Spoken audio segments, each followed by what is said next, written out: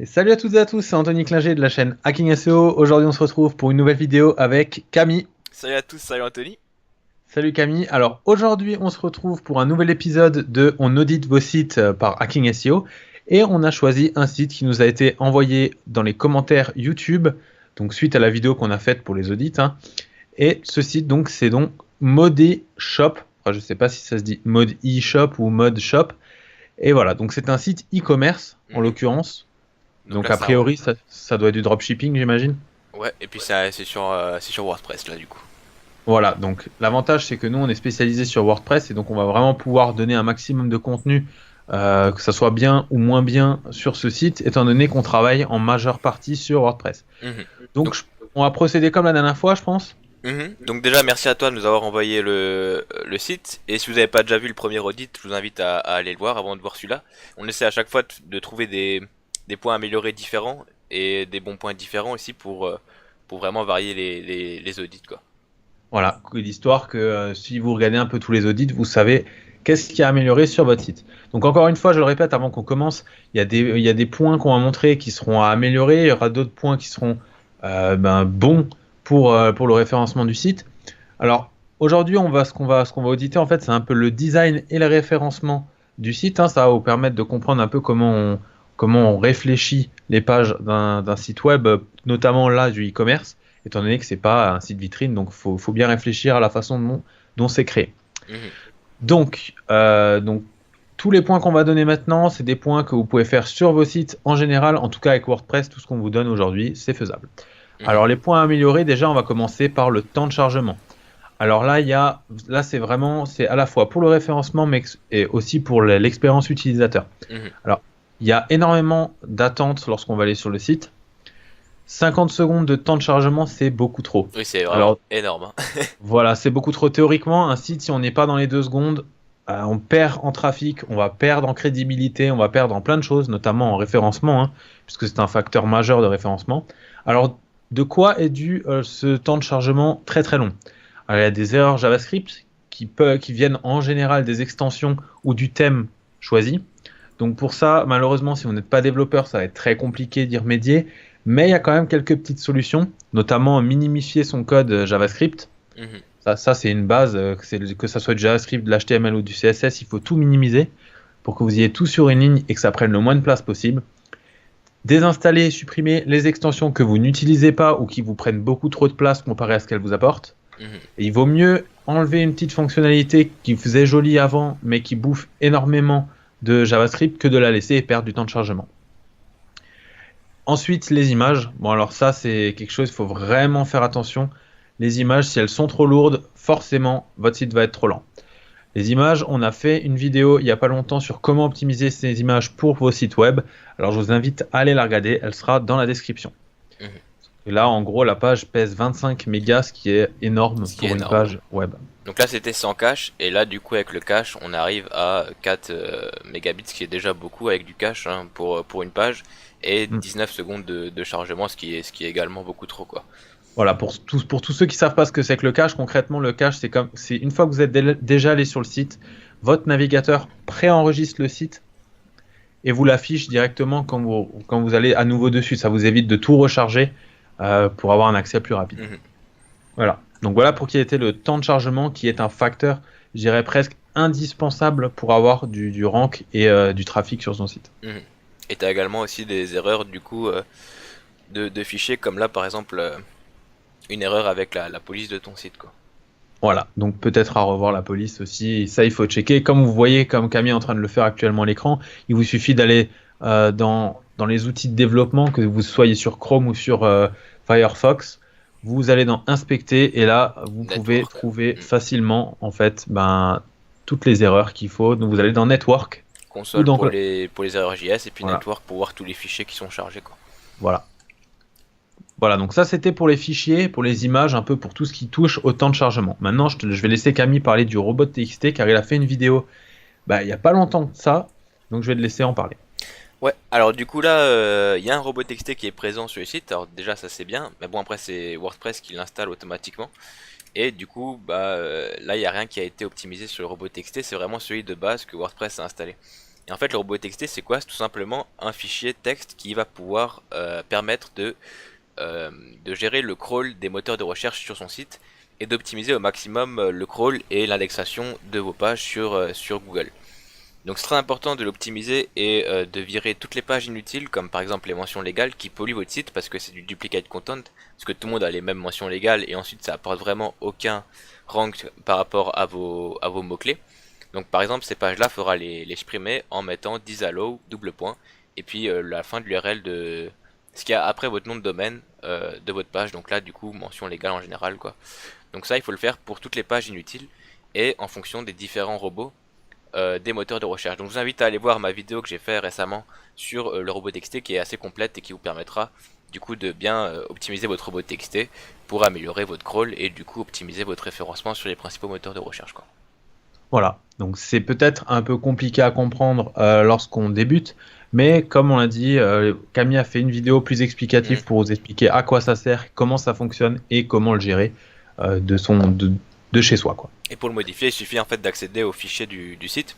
Donc on peut accéder avec FileZilla ou directement avec votre hébergeur. En général, ils ont aussi également l'accès. Enfin, vous pouvez accéder directement dessus dans vos fichiers et puis du coup placer le fichier robot.txt modifié dedans quoi. Voilà. Donc maintenant, on va passer à une autre partie. Ça, on l'avait déjà vu un peu dans le premier audit, mais c'est quelque chose sur lequel on ne peut pas faire l'impasse.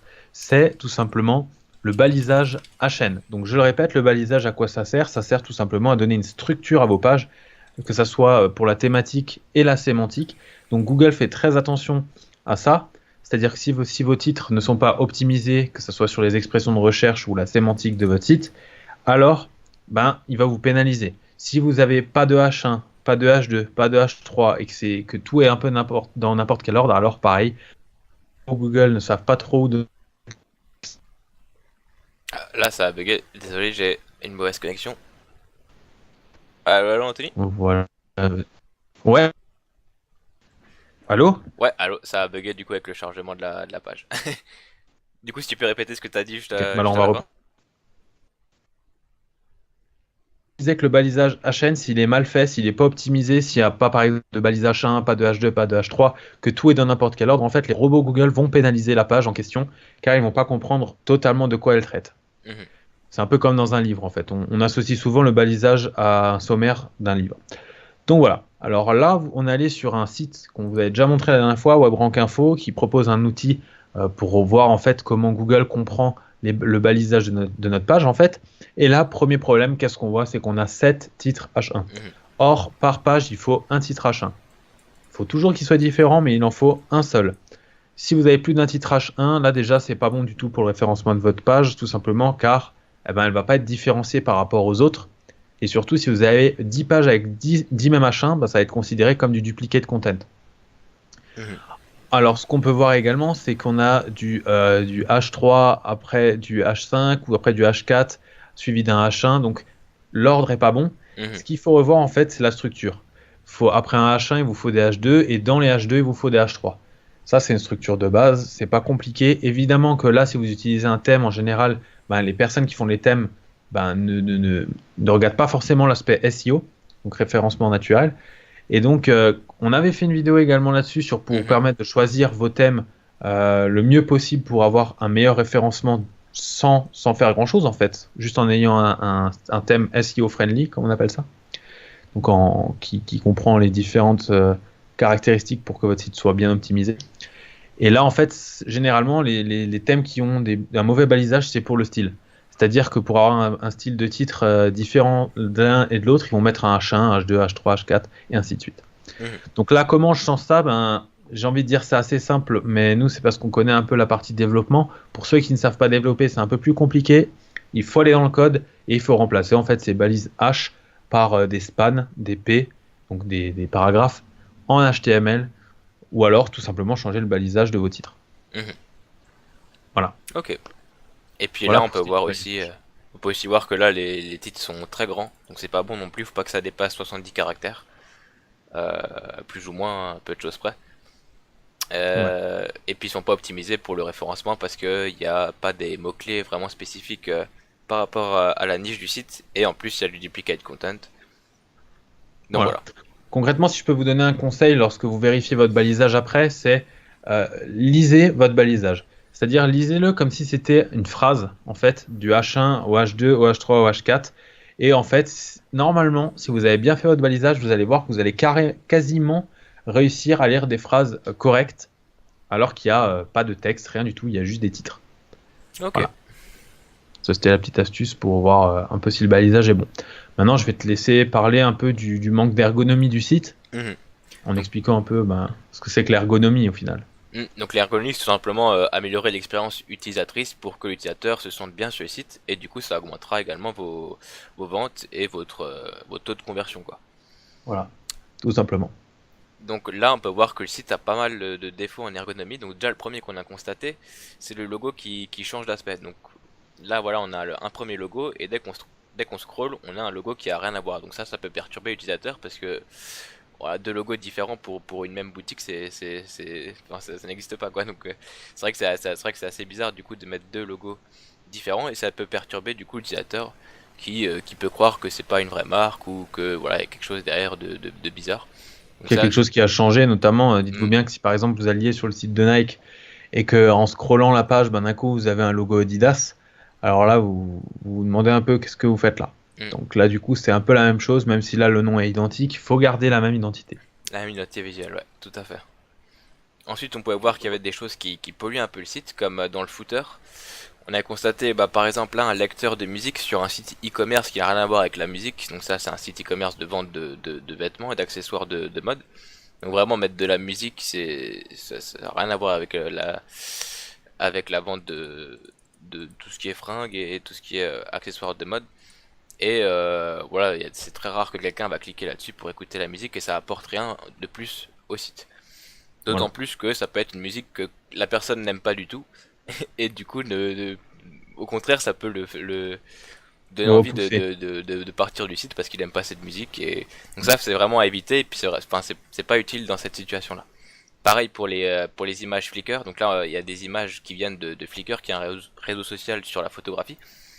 Donc là, pareil, si c'était des images de l'Instagram de la marque, là, ça pourrait être pertinent parce que du coup, ça parlerait directement des produits et on pourrait voir que voilà, effectivement, la marque a Instagram, donc on peut aller la follow. Donc là, ça pourrait être intéressant. Mais là, c'est des images qui ont rien à voir avec le site. Donc Voilà, vraiment, c'est pas, ouais. tout en sachant que, à part les Google Plus ou les choses comme ça, les Tumblr, en fait, Flickr, tout comme Instagram d'ailleurs, tous les liens que vous placez sur vos réseaux sociaux sont des liens en nofollow. Donc ça va servir à rien concrètement en termes de référencement. Là, ça va plus être de la preuve clientèle, c'est-à-dire en montrant ce que vous faites, par exemple avec Instagram, ou en montrant que vous avez un réseau social et agrandir votre communauté. Mhm. Ça, je pense que c'est important de le rappeler parce qu'il y a beaucoup de personnes qui pensent que tous les réseaux sociaux ont un impact dans le référencement. Alors, il y a référencement d'un point de vue SEO et il y a référencement d'un point de vue faire grossir sa communauté et avoir plus d'acquisition de trafic. Mhm. Ok. Voilà. Ça, Et c'était pour l'ergonomie, hein. Il y a encore deux, trois trucs. sinon, on a constaté aussi qu'il n'y avait pas vraiment d'harmonie entre les produits. Donc il y a des Ouais. produits qui sont détourés, d'autres pas. Donc on sait pas trop. Il n'y a pas vraiment une identité visuelle, quoi. C'est vraiment quelqu'un qui s'y connaît un tout petit peu voit assez rapidement que c'est du dropshipping, quoi, et que c'est pas. Oh, voilà. Donc, sans vouloir offenser la personne qui a fait le site, sans vouloir dénigrer quoi que ce soit, parce qu'au moins, il a pris l'initiative de Hmm, vouloir créer quelque chose, évidemment.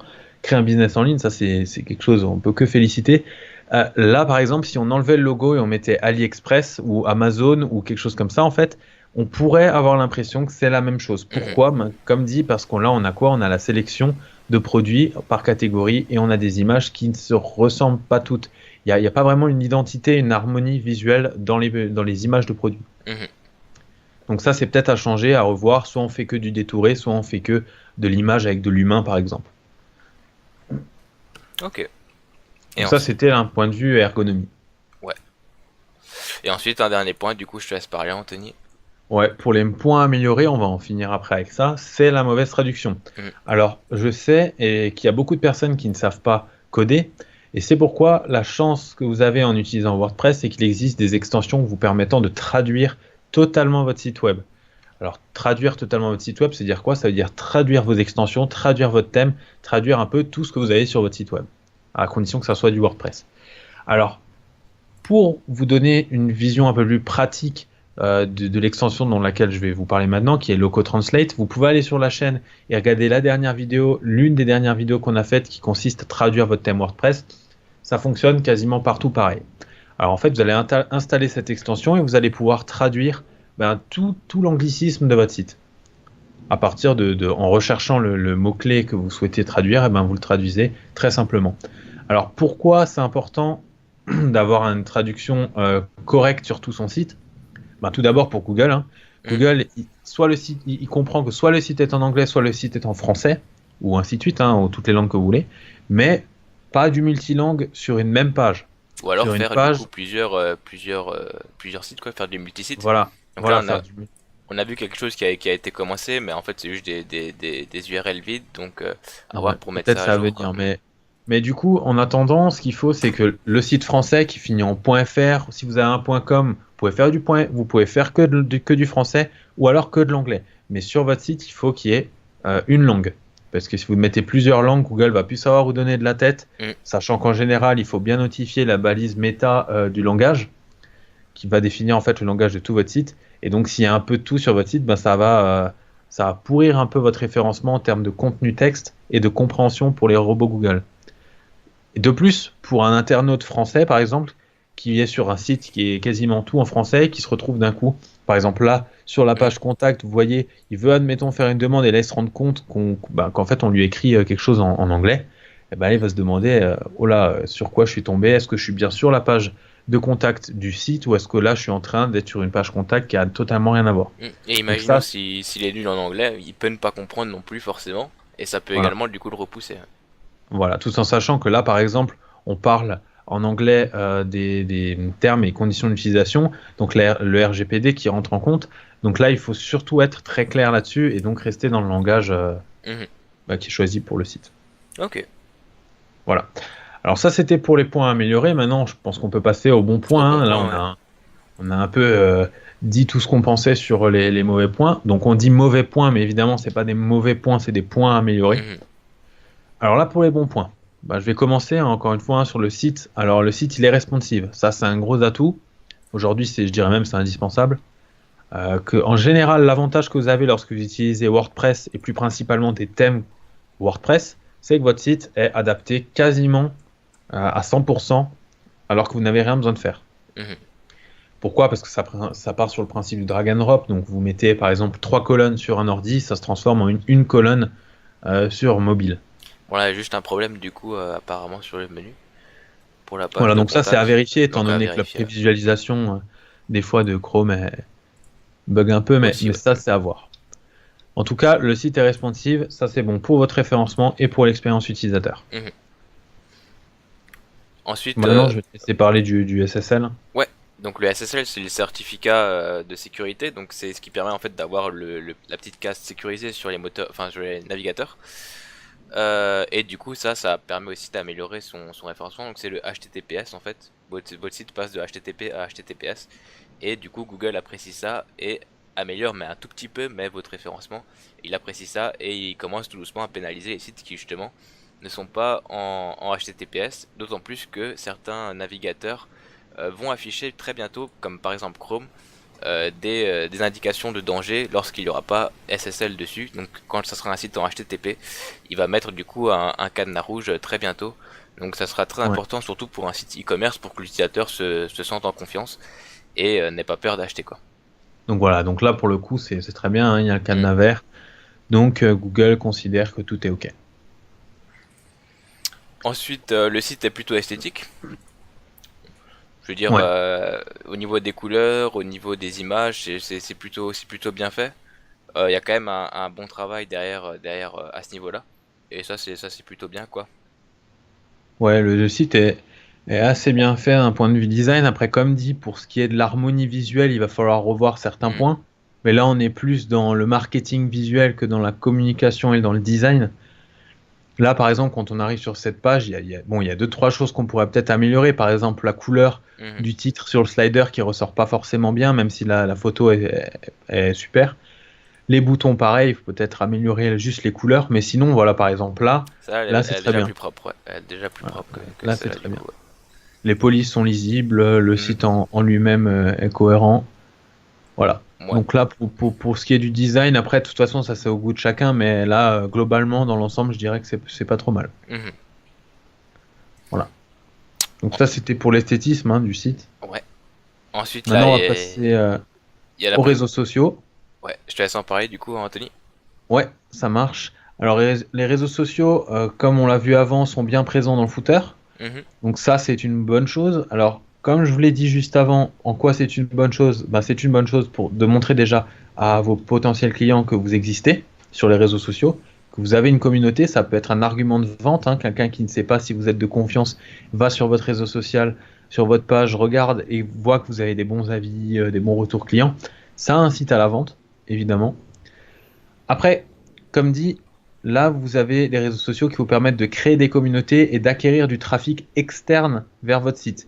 En aucun cas, ici, étant donné qu'il n'y a pas le Google+, vous n'allez apporter du trafic, mais si ce n'est que Facebook encore rapporte un peu de trafic, mais de la crédibilité à votre site, ici, les réseaux sociaux ne vous apporteront pas grand-chose. Mhm. Là, c'est vraiment d'un point de vue communautaire, d'un point de vue acquisition de trafic externe, que ça va être intéressant. Donc c'est quand même bien de l'avoir ajouté dans le footer. Mhm. Pas besoin de le mettre en gros en haut de votre page. Là, il est très bien où il est. Donc moi, je pense que c'est le bon endroit. Et c'est bien de l'avoir placé. Ouais, je trouve aussi, ouais. Voilà. Donc ça, c'était pour la petite partie réseaux sociaux. Et maintenant, pour la partie blog, ça, on l'avait Mhm. déjà dit dans le premier audit. Ben, en fait, tout simplement, un blog, aujourd'hui, si on veut ranker, si on veut être positionné sur Google, ben, c'est indispensable. Mhm. Concrètement, quand vous avez un site de vente, que ce soit un site e-commerce ou un site avec des tunnels de vente, par exemple, si vous n'avez pas de texte, vous n'avez aucune chance d'être sur Google, bien placé dans les moteurs de recherche, sauf si vous faites du branding, sauf si vous allez faire de l'acquisition payante, donc par de la pub. Donc là, en l'occurrence, on voit qu'il y a plusieurs articles. Après, reste à voir s'ils sont bien optimisés en balisage Mhm. sur les questions de recherche ciblée. Ça, c'est une autre histoire avec les médias qui vont avec. Là, on a déjà parlé dans l'audit 1. Je vous invite à aller voir l'audit 1 si vous voulez en savoir plus un peu sur comment rédiger de bons articles optimisés. On en parlait un petit peu dedans. Mais donc là, d'un point de vue global, je vais dire c'est assez intéressant de faire des articles et avoir une partie blog sur son site tout simplement pour ranker. C'est là, théoriquement, les gens devraient aller voir au moins une ou deux fois vos articles une fois sur le site. Donc ça apportera à la fois de la visibilité, mais également du rank pour votre site internet en entier. Mhm. Voilà. Donc je vais Ok. laisser Camille un peu dire le mot de la fin sur cet audit. Bon, ouais, donc merci à toi d'avoir envoyé ton site. On Ouais. espère qu'on t'aura bien aidé. Donc tout ce qu'on a dit, tu peux l'appliquer assez facilement, normalement, surtout qu'on a fait pas mal de tutoriels sur notre chaîne en rapport Ouais. avec ce qu'on a dit.